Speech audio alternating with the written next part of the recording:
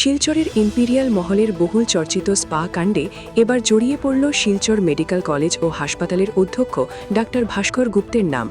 এই ঘটনার তদন্তে আজ ডাক্তার গুপ্ত ও তার স্ত্রীকে দীর্ঘ সময় ধরে জিজ্ঞাসাবাদ করল কাছাড় জেলা পুলিশ। পুলিশ সূত্রে জানা গেছে, এদিন বিকেল 4টে থেকে রাত 8টে পর্যন্ত টানা 4 ঘণ্টা শিলচরের জেলা পুলিশ সুপারের কার্যালয়ে স্বামী স্ত্রী দুজনকে জেরা করা হয়। উল্লেখ্য, সম্প্রতি ইম্পিরিয়াল মহলের যে দুটি স্পাতে দেহ ব্যবসা চালানোর অভিযোগে পুলিশি অভিযান চালানো হয়েছিল, তার মধ্যে একটি স্পা যে বিল্ডিংয়ে অবস্থিত সেটির মালিক স্বয়ং ডাক্তার ভাস্কর গুপ্ত। সেই সূত্র ধরেই আজ জিজ্ঞাসাবাদের জন্য তাদের পুলিশ সুপার কার্যালয়ে তলব করা হয়েছিল। তবে এদিনের জিজ্ঞাসাবাদের পর এক নজিরবিহীন দৃশ্য দেখা যায়। পুলিশ কার্যালয় থেকে বেরোনোর সময় উপস্থিত সাংবাদিকদের ক্যামেরা দেখা মাত্রই ক্ষুব্ধ হয়ে ওঠেন ডাক্তার ভাস্কর গুপ্ত ও তার স্ত্রী। ক্যামেরা এড়াতে কাপড় দিয়ে মুখ ঢেকে তড়িঘড়ি নিজেদের গাড়িতে উঠে স্থান ত্যাগ করেন তারা।